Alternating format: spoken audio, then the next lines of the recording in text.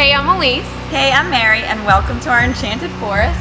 Isn't it lovely? You'll be seeing fairies and nymphs and all kind of things through our video. Anyways, last time we introduced you to Naprotechnology terms and things that are just associated with it so you could kind of better understand what we were talking about. So now at this point, we've been talking about, okay, so you need to find a Napro doctor. And you're probably thinking, okay, why the heck would I change my doctor? At this point, I'm already established, or I go there for my pap smear yearly, or I've been, with them and had multiple children. Why the heck would I change now? Yeah, so just to give you a little background about my first gynecology visit, when I started my period around like 13 years old, I always had really heavy, really painful periods. So by the time I went to my gynecologist when I was 18 for the first time, I was kind of looking forward to it, but not really, because who looks forward to their first gynecologist visit? But at the same time, I was kind of excited about getting some answers, like surely she'll ask me about my cycle, she'll be able to give me some pain relief, a plan of action. And so when I went, she did her little exam. She didn't ask me anything, and so finally I was like, so I have really heavy and really painful periods, and so she offered to put me on birth control. I didn't want to be on birth control, so really confused and really disappointed, I left. That was the end of my visit, and I was really confused because I thought she would ask me questions, try to look into what was going on with my cycle, and she didn't. And so that's where gynecology, or most gynecologists, stops, and that's where Napro picks up. So that's what we mean when we say that Naprotechnology is mainstream gynecology reaching its full potential, because it starts to ask those questions and it starts to get those answers, and then it starts to treat you, every woman, as a unique person from there. They don't even prescribe birth control with Napro. So my story was, of course, a little different. So I, at the age of 13, had some really crazy heavy bleeding and actually had to go to the emergency room, and that was my first time experiencing any gynecological things. And so I went to a follow-up visit because I wouldn't stop bleeding. I actually bled for about 30 to 40 days. And so they put me on some kind of birth control to help out, and I was on it for a short period of time, and then I just got it, I got off of it because I don't even remember, honestly. I don't remember. So I got off of it, and then there really wasn't any follow-up because I was so young, because typically you don't go to the gynecologist until you're a little older.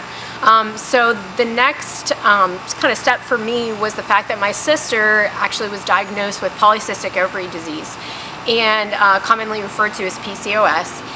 And she started doing all this research and found Dr. Hilders and found out about Naprotechnology. So at the age of 16 or 17, her and I started charting together, going and charting with a Creighton practitioner.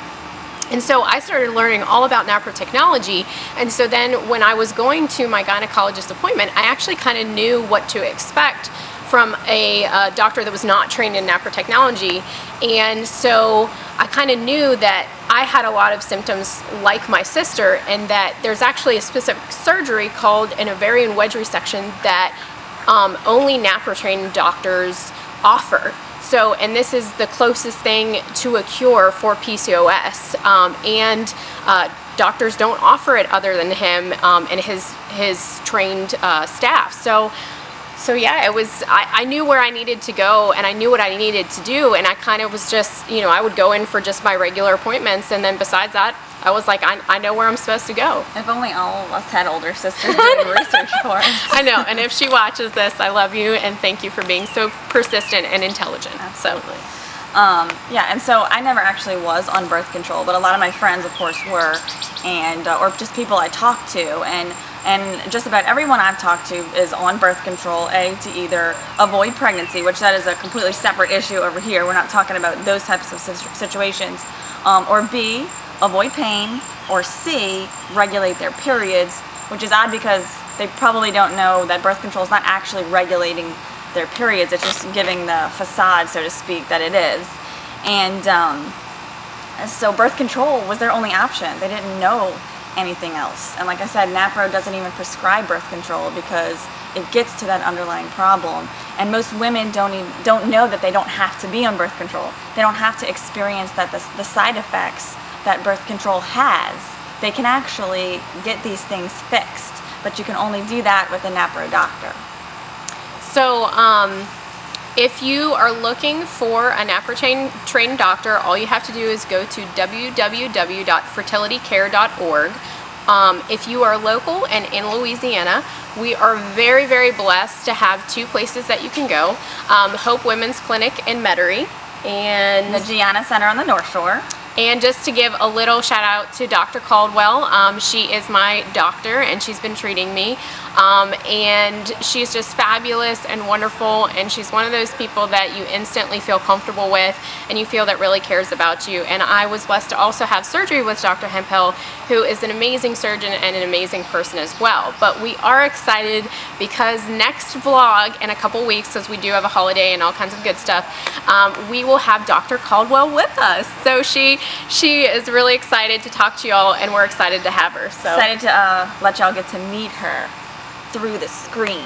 Yes, exactly. But until then, have a really great weekend and have an awesome time doing stuff. And happy 4th of July if we don't talk to you